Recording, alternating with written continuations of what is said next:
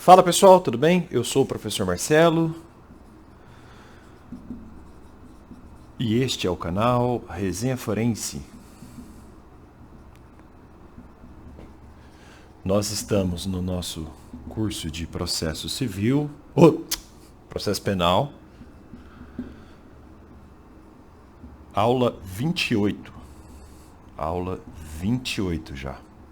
Por favor, curta o vídeo, inscreva-se no canal, seja o meu seguidor, siga-me no Instagram, já falei, a rede vizinha, como dizem por aí. Mas o principal, curta o vídeo e se inscreva aqui no YouTube. Eu quero chegar a 100 mil inscritos e eu conto com o apoio de vocês, tá? Se você quiser o PDF do curso, a gente já está na aula 28 aqui agora, link na descrição do vídeo, ok? Vamos adiante. Ainda competência criminal, mas eu juro que a gente já está quase acabando. Eu vou trabalhar a consequência prática da conexão e da continência agora. Depois tem mais uma de conexão e continência, que é o encerramento desse macro tema. Depois eu faço um resumo de conexão e continência, porque o assunto é complicado. E aí, acabou conexão e continência. Aí eu vou falar do foro por prerrogativa de função e de outras regras especiais do CPP sobre competência. Aí acaba de vez. Depois a gente muda e vai ou para inquérito ou para um outro assunto, lei processual penal no tempo e no espaço, tá? Muito bem, estamos no item 3.5.6 do nosso curso. 3.5.6. Eficácia processual da conexão e continência. Eficácia. Eu poderia colocar só eficácia, mas enfim, eficácia processual ou eficácia jurídica também, né? Eficácia processual da conexão e da continência. Da conexão e da continência. Eficácia processual da conexão e da continência. Bom, conexão e continência resultam na unidade de processo.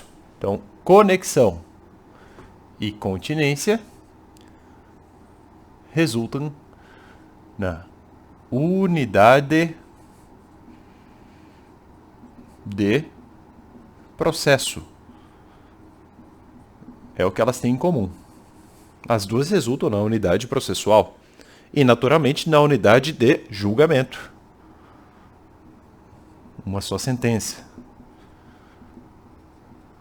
Unidade de julgamento. Certo? Em regra é isso. Vide artigo 79, caput 79, caput do CPP. Tá aí, ó. Conexão e continência resultam na unidade de processo e, portanto, na unidade de julgamento, artigo 79, caput do Código de Processo Penal. E isso se deve àqueles fundamentos que eu já lhes havia mostrado, razões práticas dos institutos, né? Aulas passadas. Mas isso é a grande regra, né? Então isso aqui é a regra. Essa é a grande regra. É o que vai acontecer na maioria dos casos. Mas se é regra, tem exceção. Essa é a regra. Mas temos exceções. Eu vou usar a canetinha vermelha aqui, não é à toa. Essa é a regra. Exceções. Agora vamos ver as exceções da regra. Exceções. Exceções. Bom, as exceções aparecem no artigo 79 do Código de Processo Penal. Bom, se a regra é a unidade de julgamento, a exceção ou as exceções encerram uma separação obrigatória de processos. Exceções, ou seja, casos de separação obrigatória de processos. Casos de separação obrigatória de processos. E de julgamentos, é claro, né? E de julgamentos. Se são 2 ou mais processos, acabam sendo 2 ou mais sentenças.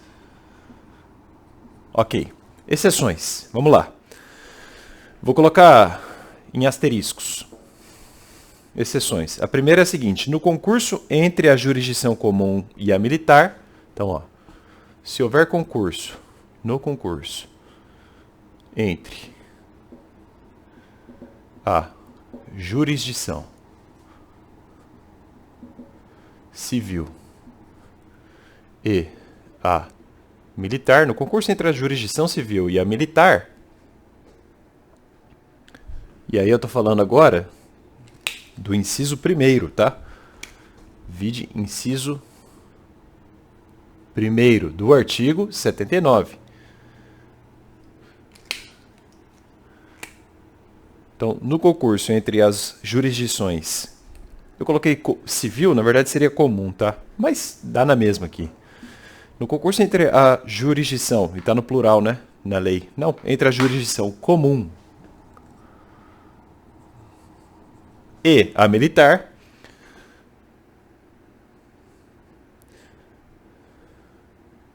nós temos separação obrigatória de processos. Aqui, pessoal, a dica é você entender o porquê, os porquês disso aqui, ó. Por que a gente tem isso? Bom, conforme Badaró,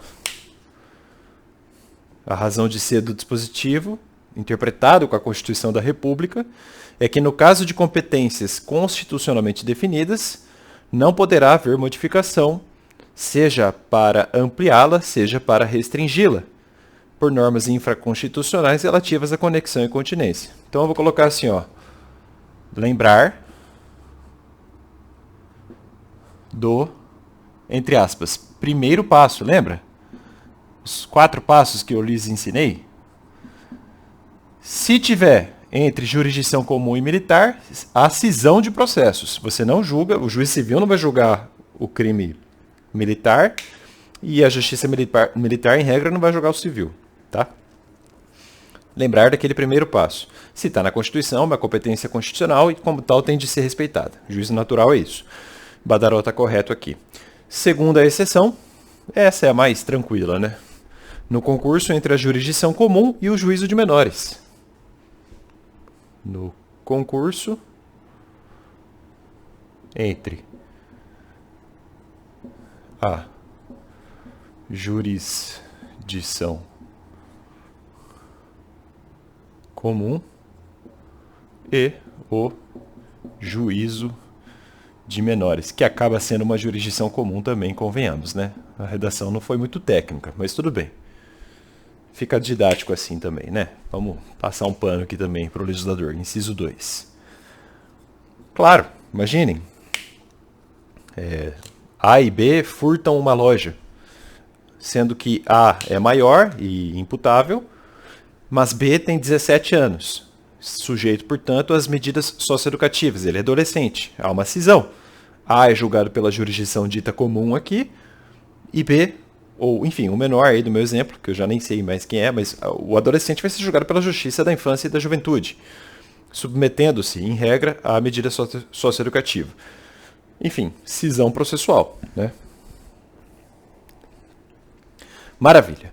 Além de tudo isso, se algum corréu contrair doença mental após o delito, essa unidade, ou melhor, cessa a unidade do processo nesse tanto. Então,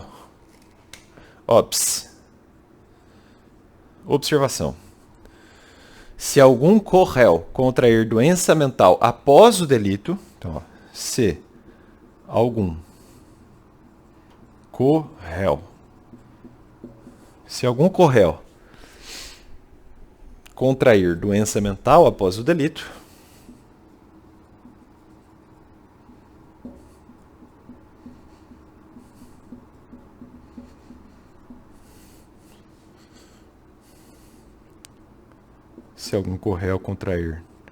doença mental após o delito, vírgula, cessa a unidade do processo nesse tanto. Cessa a unidade de processo nesse tanto. Eu só vou colocar cessa a unidade de processo. Vejam aí são 2 dispositivos. Parágrafo 1º do artigo 79.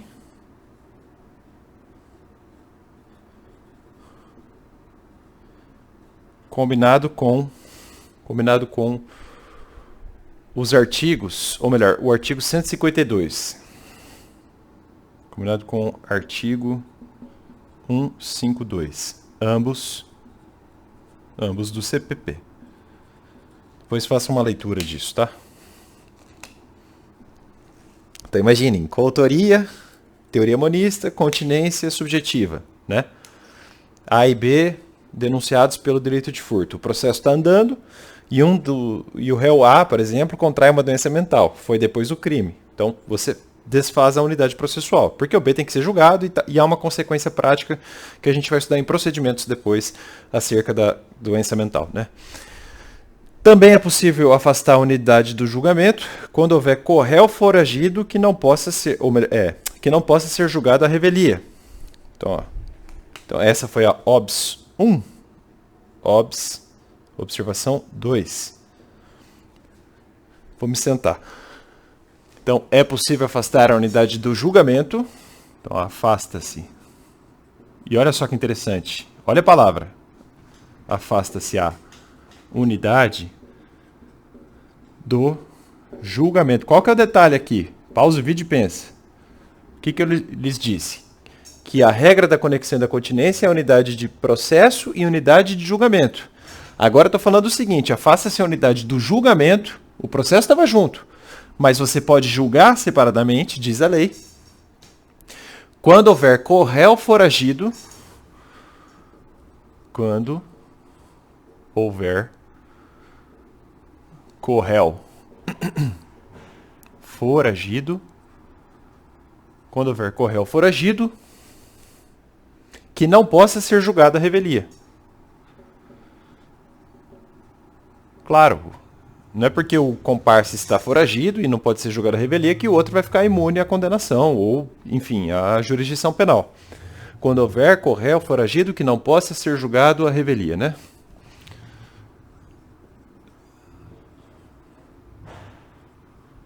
Ok. Desfaz-se a unidade do julgamento, não do processo. Cuidado, tá? Não deixa de ter um microefeito da conexão e ou da continência. Aqui, eu vou colocar mais uma observação e vou dar o fundamento de todas elas, tá? OPS 3, então, no seu material aí. Observação 3. Vai ficar apertado, mas dá para ler.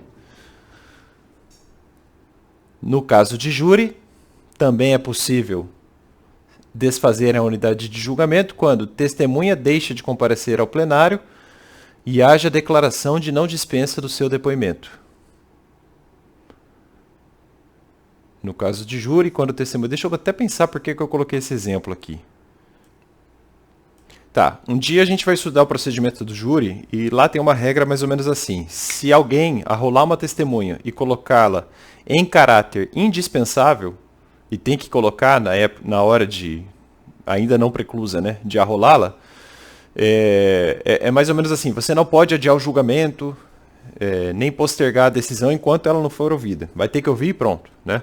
Inclusive tem previsão de oficial de justiça e buscá-la. E eu coloquei isso no material, né? Quando a testemunha deixa de comparecer ao plenário e haja declaração de não dispensa do seu depoimento. Eu imagino que seja o seguinte, a testemunha está ali para um dos corréus, mas não para o outro, e aí há possibilidade de decisão de julgamento. Vou colocar assim, ó, OPS 3, ver material júri. E aí eu acho que vai ficar melhor quando vocês lerem isso aqui, ó, da lei. Envolvendo a observação 1 e 2, observações 2 e 3, melhor dizendo. Vejam aí, parágrafo 2º do 79,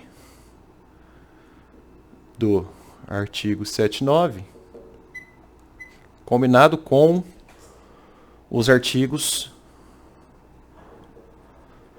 Depois leiam aí, artigos 422 e 461, todos do CPP. Deem uma olhada lá depois que vai desfazer qualquer nó que eu tenha deixado. Peço-lhes desculpas. Muito bem. A lei também arrola. Aqui era uma separação obrigatória, mas a lei também traz separação facultativa de processos. Continuam sendo exceções à regra, mas aqui são exceções facultativas. Quer dizer, tem certa discricionariedade judicial para saber se vai ou não separar. Uma vez observada uma conexão, uma continência. Então agora, ó, já vimos a separação obrigatória, né, dos processos. Agora, exceções de separação facultativa. Quer dizer, pode julgar junto, pode processar junto, pode julgar separado, pode processar separado. Isso tudo vem no artigo 80 do CPP. E o 80 traz essas previsões aqui, são 3, ó. 1, 2, 3. Tudo no 80 do CPP. Primeira, quando as infrações tiverem sido praticadas. Quando as infrações tiverem sido praticadas, quando as infrações tiverem sido praticadas em circunstâncias de tempo ou de lugar diferentes.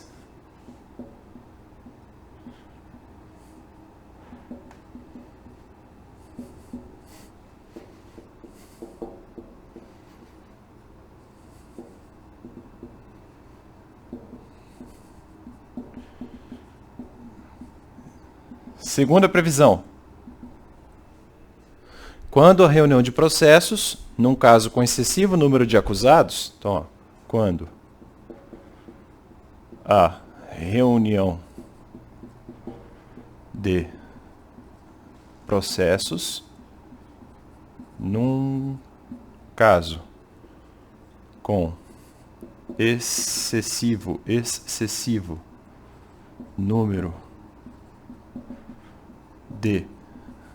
com excessivo número de acusados, puder lhes alongar a prisão provisória. Puder lhes alongar a prisão provisória. E aí, até cogitei aqui uma pegadinha de prova, né? Vai te confundir com o CPC.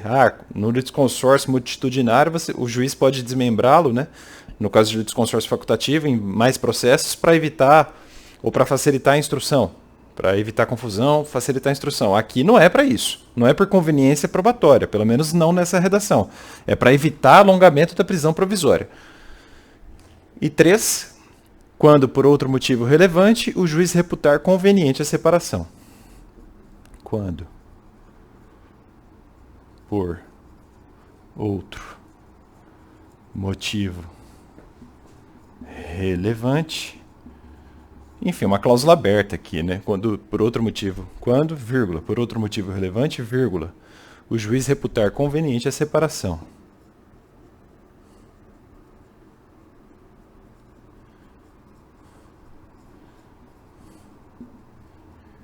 Conveniente a separação. Aqui é uma cláusula bem aberta, né? A doutrina eu acho até que critica essa possibilidade aí. Enfim. Bom, de qualquer modo, se verificar depois um fato jurídico envolvendo a conexão à continência, ainda que no processo de sua competência própria venha o juiz ou tribunal a proferir sentença absolutória ou que desclassifique a infração para outra que não se inclua na sua competência, continuará competente em relação aos demais processos. Então, ó, deixa eu apagar aqui. Eu vou tentar explicar isso aqui com exemplo, tá? Mas isso está lá no artigo 81 do CPP. Então, ó, artigo 81 do CPP. Então, imagine o seguinte, ó, caso seja verificado um fato jurídico envolvendo conexão à continência, ainda que no processo de sua competência originária, ou melhor, própria, venha o juiz ou tribunal proferir uma sentença absolutória, ou que desclassifica a infração para outra que não se inclua na de sua competência, continuará competente em relação aos demais processos. Imaginem só, um caso assim, o processo começou, porque havia... Deixa eu pensar como é que eu vou dar um exemplo aqui. Vou até pausar o vídeo para pensar num exemplo. E ajeitar essa lousa, né, que tá torta. Pera lá. Ó, imagine um caso assim. E aí eu já vou dividir assim, ó. O 81 tem um CAPT e tem um parágrafo único, né?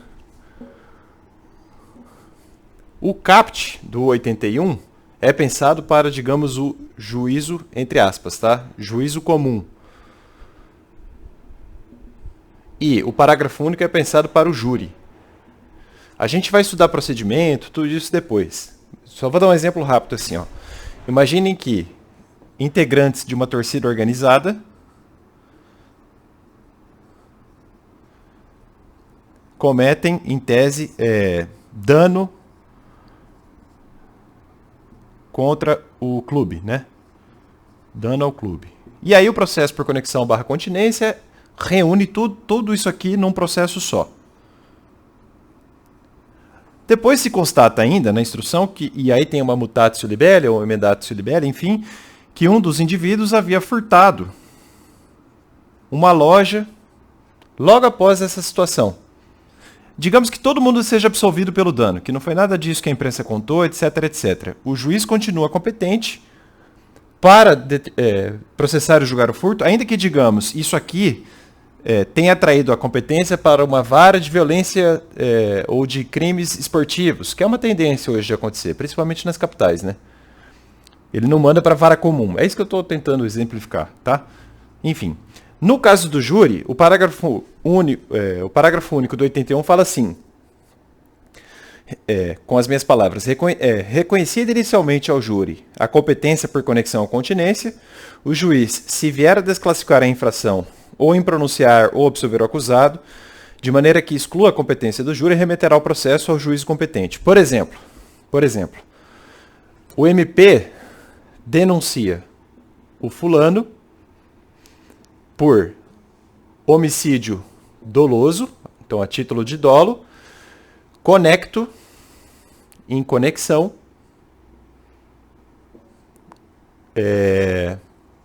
em conexão com outro homicídio. Na verdade, vamos fazer diferente, vai. Em conexão com... Deixa eu pensar numa situação... Porque se eu colocar 2 homicídios dolosos, não vai fechar o exemplo aqui.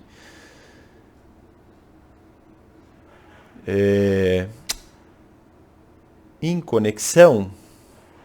Boa, já sei. Em conexão com lesão corporal. 129. Ainda que seja dolosa. Então, ele mata o B e sabendo que C é testemunha ocular daquele homicídio, não com dolo de homicídio, mas com dolo de lesão corporal, ele quer só se vingar, digamos assim, ele machuca o C. Então aqui nós temos homicídio e aqui uma lesão dolosa. Por conexão, o MP denuncia os 2 delitos, imputando ambos ao sujeito, ao fulano aqui do meu exemplo. Vem a instrução probatória e, na verdade, se constata que esse homicídio não foi a título de dolo. Isso aqui foi culposo. Não lá no plenário, não foi na segunda fase, foi antes da pronúncia, com instrução e, portanto, com cognição exauriente do juiz. Na primeira fase do júri, o juiz constata, com certeza, não foi homicídio doloso, foi culposo. Mas tem a lesão dolosa aqui. Bom, o júri julga só crimes dolosos contra a vida.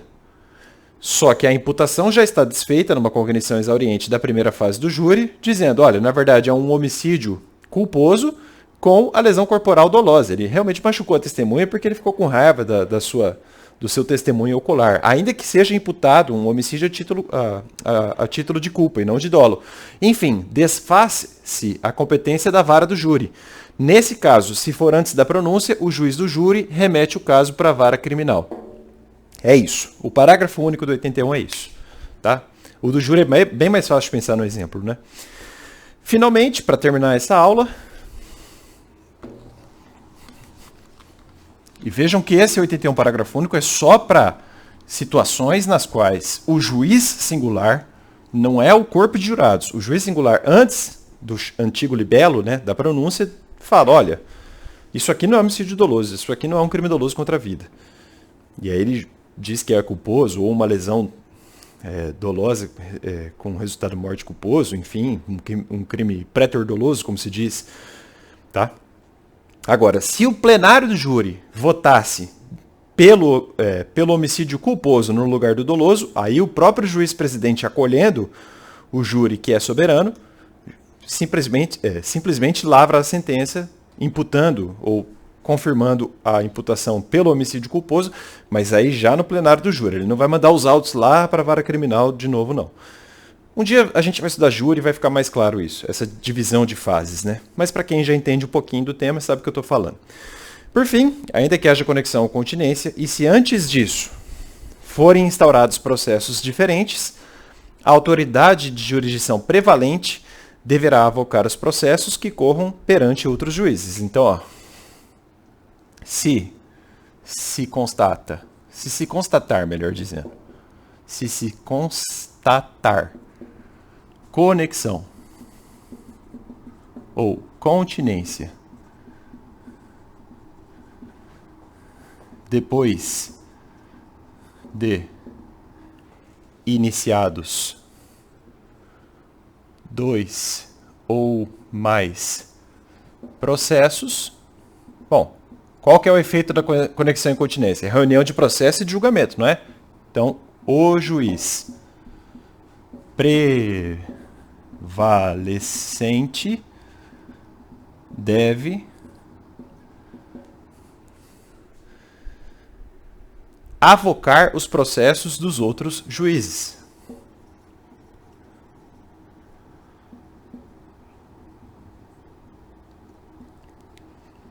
E claro que há um critério para isso também, tá? Que a gente vai estudar depois. O juiz prevalecente deve avocar os processos dos outros juízes, ou o processo do outro juiz, se tiver só um. Mas aí tem uma exceção. Essa é a regra, né? Exceção disso aqui, exceção. Salvo, né, se já estiverem com sentença definitiva. Exceção, se já tiverem sentença definitiva,